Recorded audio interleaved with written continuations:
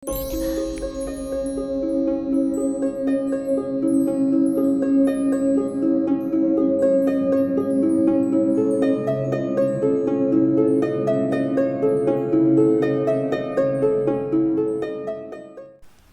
selamat datang dan selamat malam. Kembali lagi ketemu sama Denny, narator Rumah Horor Indonesia. Semoga kalian semua ada dalam keadaan yang sehat dan bahagia. Malam hari ini saya akan bacakan cerita-cerita horor. Dan yang pertama saya akan mulai dengan sebuah cerita mengenai patung kuda yang di saat tertentu dia bisa bergerak. Inilah dia, patung kuda. Aku tinggal di sebuah komplek asrama tentara yang cukup luas. Komplek perumahanku itu berada tepat di sekitar jalan utama di kota Bandung. Sebuah komplek tentara dengan ciri khasnya patung jenderal besar yang menunggangi kuda. Malam itu aku bersama dua temanku berencana untuk mendirikan tenda di sekitar rumah kami. Setelah mendirikan tenda, kami pulang ke rumah masing-masing untuk bersiap-siap. Kami janjian untuk berkumpul lagi di tenda sekitar jam 9 malam. Aku dan seorang temanku telah berkumpul di dalam tenda, namun satu orang temanku lagi belum datang. Kami pun berinisiatif untuk mendatangi rumah temanku itu. Dan ternyata temanku itu sedang bersiap-siap untuk pergi ke rumah saudaranya, sehingga bisa dipastikan tidak ikut menginap di tenda. Dengan perasaan yang cukup kecewa namun tak bisa berbuat apa-apa, kami memutuskan untuk menginap berdua saja. Dengan berbekal snack yang kami bawa dari rumah, kami melewati malam itu dengan berbagai obrolan. Temanku menceritakan bagaimana gambaran neraka saat kita mati nanti. Ia cukup tahu tentang kejamnya neraka dan indahnya surga. Kami tidak tahu jam berapa saat itu, namun suasana sangat sepi. Kami mulai lelah mengobrol dan mulai mengantuk. Suasana menjadi hening karena kami mulai memejamkan mata untuk tidur. Dan dalam keheningan itu, kami mendengar suara yang tidak lazim untuk lingkungan rumah kami. Terdengar suara kuda yang berlari di kejauhan. Tiba-tiba temanku merapatkan badannya dan memegangku. Aku mendengar suara itu, namun tidak mengerti apa yang sedang terjadi. "Kamu dengar?" tanya temanku. "Iya, suara sepatu kuda," jawabku. "Itu suara patung kuda yang ada di depan," kata temanku. Aku terdiam tanpa suara dan segera merapatkan tubuhku pada temanku. Suara sepatu kuda itu tiba-tiba terdengar jelas di sekitar tenda kami, namun tidak terlihat bayangan apapun. Aku segera memeluk temanku dan ia juga memelukku. Kami berdua sangat ketakutan saat itu. Dan akhirnya suara itu pun berangsur-angsur menghilang, beranjak pergi menjauh. Namun karena sangat ketakutan, kami pun tertidur saling berpelukan hingga pagi.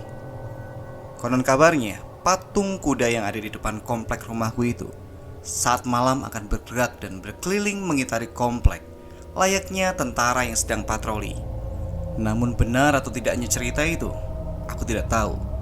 Namun suara yang aku dengar bersama dengan temanku saat itu benar-benar terdengar seperti suara sepatu kuda. Apakah suara itu berasal dari patung kuda di depan asrama kami atau kuda yang lain? Aku juga tidak tahu. Suara itu menjadi misteri bagi kami. Tidak banyak memang orang yang percaya dengan cerita yang kami alami malam itu. Namun pengalaman ini sulit untuk kami lupakan. Oke, itu akhir cerita kita yang pertama. Dan kita akan lanjutkan mengenai pengalaman tetangga bertemu gendruwo penunggu batu besar. Inilah dia, gendruwo batu besar. Tetangga saya itu namanya Pak Wartono, namun orang-orang lebih suka memanggilnya Wak Ono. Beliau sekarang berusia sekitar 50 tahun. Pengalaman Wak Ono terjadi ketika ia masih kecil, berumur sekitar 7 tahun. Orang tua Wak Ono memiliki sawah yang luas, namun pengerjaan sawah diserahkan kepada orang lain yang bernama Mang Daan. Pakaian sehari-hari yang digunakan oleh Mang Daan adalah baju khas petani berwarna hitam dan celana gombrang ini mungkin maksudnya ya, sebetis berwarna hitam juga, serta topi caping. Kadang-kadang Mang Daan suka mengajak Wak Ono pergi ke sawah.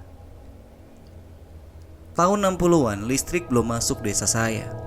Jadi kalau malam hari tiba, Suasana desa yang sepi dan masih banyak pohon-pohon besar dan pohon bambu menjadi begitu gelap dan seram. Penerangan rumah-rumah penduduk kala itu hanya mengandalkan lampu minyak tanah. Namun walaupun gelap, yang namanya anak-anak tetap bermain-main dengan gembira. Suatu hari Waono bermaksud mau mengajak bermain teman akrabnya yang bernama Mulyono. Rumah keduanya terletak di gang yang sama. Jarak rumah Waono dan Mulyono hanya sekitar 20 meter.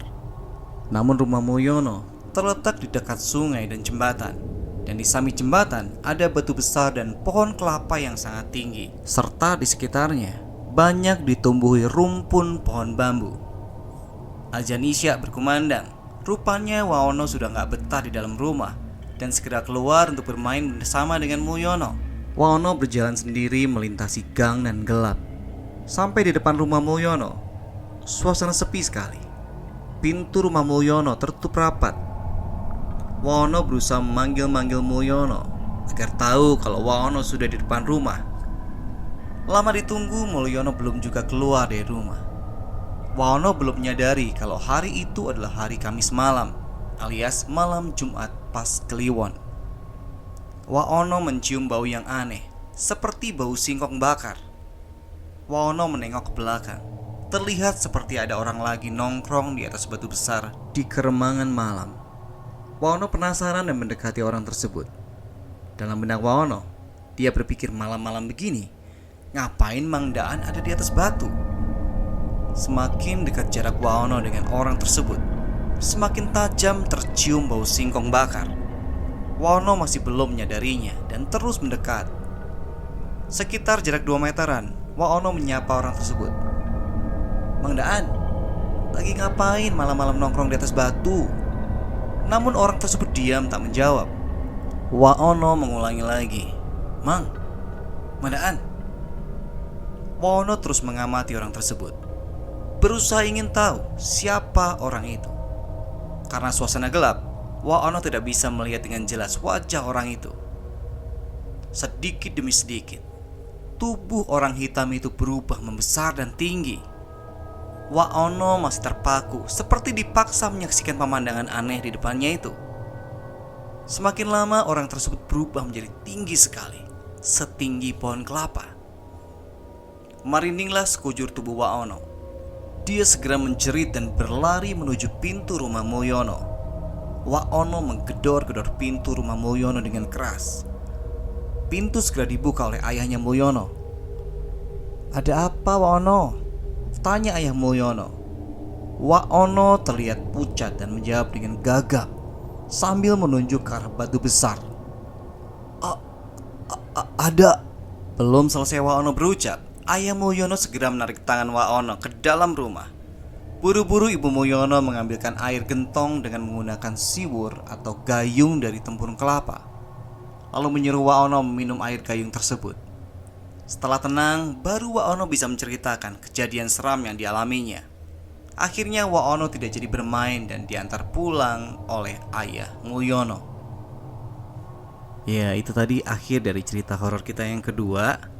Singkat-singkat memang, tapi semoga kalian terhibur. Dan kalau kalian punya cerita mistis atau pengalaman mistis, kirim saja ke denny.tristanto1104@gmail.com. Nanti saya akan bacakan cerita kamu di sini. Sampai ketemu di episode berikutnya. Selamat malam, selamat beristirahat.